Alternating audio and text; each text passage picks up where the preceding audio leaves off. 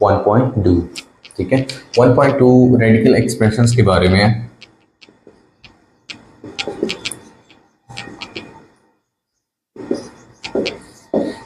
अच्छा, radical expressions को understand करने के लिए देखिए ज़रा, ये जो होती है इसको हम कहा जाता है रेडिकल, CAL। ये जो अंडर रूट होता है इसको हम कहते हैं रेडिकल। इसकी जो ऊपर पावर लगी होती है कुछ भी, ठीक है, ये हमारे पास होती है इंडेक्स, और जो इसके इनर साइड पे होती है वैल्यू उसको हम कहते हैं रेडिकेंड। ठीक है, और ऐसी वैल्यू ये मुकम्मल मिलके हमारे पास रेडिकल एक्सप्रेशन कहलाता है। ठीक है, अच्छा देखिए, सिंपल अगर ये वैल्यू लिखेंगे जिसके अंदर 3 है, ठीक है, इसको मोस्टली हम बोलते हैं सर्ड। अच्छा, बेसिकली सर्ड क्या है? सर्ड ऐसी वैल्यू को कहा जाता है जो कि खुद तो इररेशनल हो, जो खुद तो इररेशनल हो, लेकिन उसके इनर साइड पे जो है अंडर रूट के इनर साइड पे रैशनल वर्ड बड़ा हो। ठीक है, देखो अंडर रूट के अंदर क्या है? रैशनल वर्ड है, लेकिन जब हम इसके ऊपर अंडर रूट लगा देते हैं तो ये हमारे पास इररेशनल वैल्यू बन जाती होती है। ठीक है, और आप ऐसा लिख सकते हैं, देखिए ज़रा, अंडर रूट यहाँ पर अगर आप पाई लिखेंगे तो ये बिल्कुल भी हमारे पास सर्ड नहीं होगा। क्यों? क्योंकि इसके इनर साइड पर ही इररेशनल है, बजाय ये हमारे पास इररेशनल है, तो ये सर्ड नहीं होगा। ठीक है, आप अंडर रूट ए भी कर सकते हैं, ये भी सर्ड नहीं है।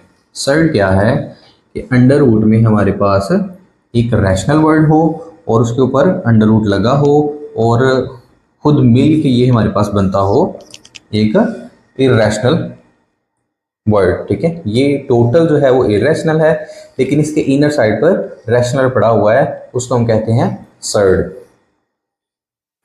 अच्छा, सर्ड की ना 2 टाइप्स होती हैं। एक होता है मोनोनोमियल, अगर सिंपल वैल्यू पड़ी हो, जैसे कि अंडर रूट 3 अभी बोला, ठीक है, अंडर रूट 3 ये हमारे पास क्या है?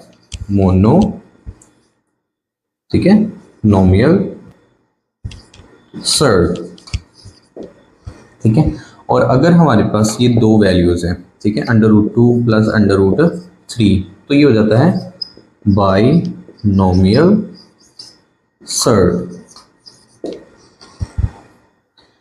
और एक और चीज़ है, फर्ज करो इसमें है अंडर रूट ए, ठीक है, plus under root B and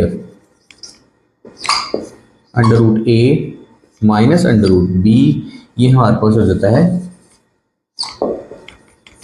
conjugate surd.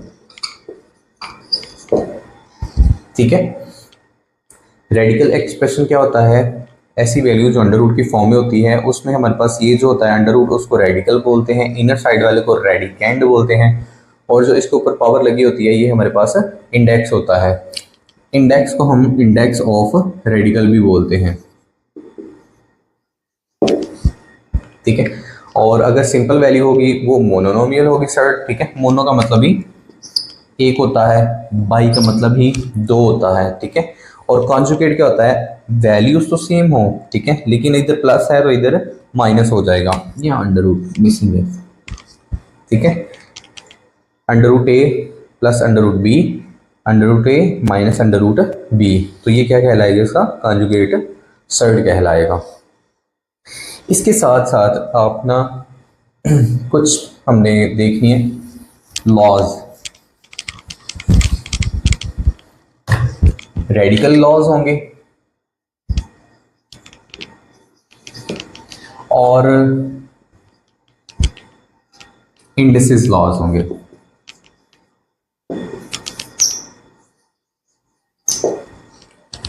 Simple से लॉज हैं, ठीक है, ये हमारे पास इस पूरी एक्सरसाइज में काफ़ी जगह यूज़ भी होंगे और इनका आगे भी फर्दर बहुत ज़्यादा यूज़ है, तो इनको आप यहाँ पर थोड़ा सा अंडरस्टैंड कर लें। लेट्स सपोज अगर ना अंडर रूट में, यहाँ पर हम इनको कैटेगराइज कर देते हैं। लेट्स सपोज अंडर रूट में 2 वैल्यूज़ हैं, ठीक है, और उनके ऊपर कोई पावर n है। तो हम ये अलग-अलग अंडर रूट इनको कर सकते हैं और वो जो पावर दोनों पे लगी हुई है वो दोनों को अलग-अलग भी दे सकते हैं हम। और आप लोगों को पता है कि इस डॉट का मतलब मल्टीप्लाई होता है कि हम इनका अंडर रूट अलग-अलग कर सकते हैं। अगर ये मल्टीप्लिकेशन की फॉर्म में है तो फिर भी ऐसा ही होगा, और अगर ये डिवीजन की फॉर्म में है a ओवर b, ठीक है, और ऊपर यहाँ पर n लगा हुआ है तो एक अंडर रूट ऊपर कर देंगे, a इसको भी वही n दे देंगे और अंडर रूट b इसको भी वही n आप दे देंगे। क्या दो हमारे पास वैल्यूज़ हैं उनके ऊपर अंडर रूट होगा, ठीक है, और जो पावर उनकी है हम अलग अलग अंडर रूट देकर उनको वो पावर दे देंगे। सिमिलरली इसके साथ भी वही काम होगा। फर्दर मोर हमारे पास ऐसा है कि अंडर रूट यहाँ पर a है, इनर साइड पे वैल्यू है, ठीक है, इनर साइड पे उसकी पावर है और अंडर रूट की पावर अलहदा है, ठीक है। यहाँ पर पावर ना भी हो फिर भी n ज़रूर लिखा जाता है। इसको हम इस तरह लिख सकते हैं कि जो इनर साइड पे पावर है ये होल के बाहर भी आ सकती है। पहले जो m जो था वो अंडर रूट के बिल्कुल इनर साइड पे था, अब हम क्या करेंगे इस m को क्या करते हैं निकाल कर बिल्कुल बाहर फेंक दिया हमने, ठीक है, तो वो बाहर भी जा सकती है। और उसके बाद एक और आ जाती है ऐसे अंडर रूट a की पावर समझ लो n है, यहाँ पर n है, इसको हम ऐसे भी लिख सकते हैं a की power n multiply by 1 over n, ये दोनों कैंसिल आउट हो गए, a भी बन जाता है। यानी कि जो अंडर रूट है इसको हम 1 ओवर की फॉर्म में इजीली लिख सकते हैं। ये रेडिकल हमारे पास लॉज थे कुछ, ठीक है, आई मीन 4 लॉज हैं। अब इंडिसेस की बात करते हैं। इंडिसेस भी अराउंड इन्हीं तरह की तरह है, बस ये है कि ये हमारे पास किस में है, अंडर रूट की फॉर्म में है, रेडिकल एक्सप्रेशन की फॉर्म में है, लेकिन इंडिसेस में हमारे पास पावर्स वाला प्रोसीजर है, ठीक है। तो पावर में भी सिमिलर, पहला यही a और b दो वैल्यूज़ हैं, उनके ऊपर हमारे पास कोई वैल्यू होगी n, हम क्या करेंगे फर्स्ट वाले को भी n दे देंगे डॉट, सेकंड वाले को भी n दे देंगे। a ओवर b दोनों के ऊपर पावर है, ठीक है, मतलब कि वैल्यूज़ दो ऊपर नीचे लिखी हुई हैं और पावर जो है वो दोनों की है, ठीक है, होल की लिखी हुई है।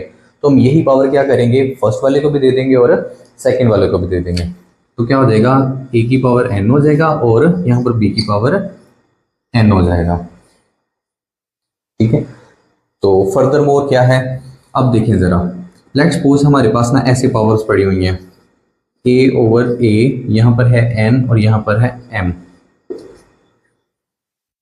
फ्रैक्शन में दो वैल्यूज़ हैं, ठीक है, यानी कि बटे में दो वैल्यूज़ हैं, हमारे पास इसकी पावर n है इसकी पावर m है, लेकिन दोनों की बेस सेम है, पावर्स डिफरेंट हैं, बेसिस सेम है। तो क्या होगी जब भी बेसिस सेम होंगी, ठीक है, पावर्स मैटर नहीं करती और वो डिवाइड हो रही हो, बेसिस सेम है और वो डिवाइड हो रही हो तो इनकी पावर्स आपस में माइनस हो जाती हैं, n माइनस m, और नीचे वाला खत्म हो जाएगी, नीचे वाले की पावर ऊपर चली जाएगी और ऊपर जाके माइनस हो जाएगी, ठीक है। बेसिस सेम पावर्स डिफरेंट होंगी तो फिर हम क्या करेंगे अगर वो डिवाइड हो रहे हैं, ठीक है, तो हम क्या करेंगे ऊपर वाले में नीचे वाली माइनस कर देंगे। सिमिलरली अगर हमारे पास a की पावर n, ठीक है, और a की पावर m है, दोनों डिफरेंट है, ठीक है, बेसिस सेम है, पावर्स डिफरेंट है और वो मल्टीप्लाई हो रहे हैं, बेसिस सेम मल्टीप्लाई हो रही हैं। जब दोनों बेसिस सेम मल्टीप्लाई होंगी तो इनकी पावर्स आपस में ऐड हो जाया करेंगी। एक बार लिखेंगे तो n plus m powers add हो जाएंगी। लेट सपोज यहाँ पर अगर 2 होता यहाँ पर 3 होता तो 2 प्लस 3 हमने कर देना था, सिंपल। अब देखें ज़रा, अगर हमारे पास ऐसा हो a की पावर n हो और होल की पावर m हो, ठीक है, a की पावर n है और होल की पावर m है, ठीक है, ये जो m है वो इन दोनों की पावर है। तो फर्दर मोर हम इसको ऐसे कर सकते हैं कि a n और m, यानी कि ये जो m पावर है इस n के साथ मल्टीप्लाई हो सकती है, लेकिन ऐसा कभी नहीं हो सकता, ठीक है। a की पावर n और उसकी पावर m, ये जो m इसकी पावर है वो m की ही पावर है, ठीक है, सिंगल वाले की है, नीचे वाले की अगर नहीं है तो उसका हम पावर ही लेंगे, ठीक है। लेट्स सपोज अगर ना आता है 5 की पावर 2 और ऊपर लिख देते हैं 3, ठीक है, तो ये हमारे पास हो जाएगा 5 की पावर 2 की पावर 3 की होगी 8, ठीक है, समझ आ रही है। अगर पावर की पावर होगी, मतलब दोनों की पावर नहीं है, सिर्फ पावर की पावर है, तो फिर वो पावर ही कंसीडर की जाएगी लेकिन अगर ऐसा हो, ठीक है, कि 5 की पावर 2 और यहाँ पर हमारे पास आ जाता है 3, ठीक है, तो फिर ये आपस में दोनों पावर्स मल्टीप्लाई ही होंगी। 2 3 ज़ा 6, फिर ये मल्टीप्लाई होंगे, जैसे ये 2 3 ज़ा 6। इसको इरेज करते हैं, ये जैसे हमने अंडरस्टैंडिंग के लिए लिखा था, ये इन लॉज में इंक्लूडेड नहीं है। फाइनल होगा, देखें ए की पावर 0, ठीक है, ए की पावर 0 होगी तो वो 1 होगा, विच मीन्स ए की जगह हम कुछ भी रख सकते हैं, ठीक है। दुनिया में जितने भी वर्ड्स हम कंसिडर कर रहे हैं, 5 है, 5000 है, या फिर 1 लाख है, जिसकी भी पावर, ठीक है, जिसकी भी पावर 0 होगी उसका आंसर इज इक्वल टू 1 ही होगा, वो 1 कंसिडर किया जाएगा, ठीक है। ये थे हमारे कुछ रेडिकल लॉज एंड इंडसिव लॉज। अब हम करते हैं एक्सरसाइज 1.2 एक्सरसाइज।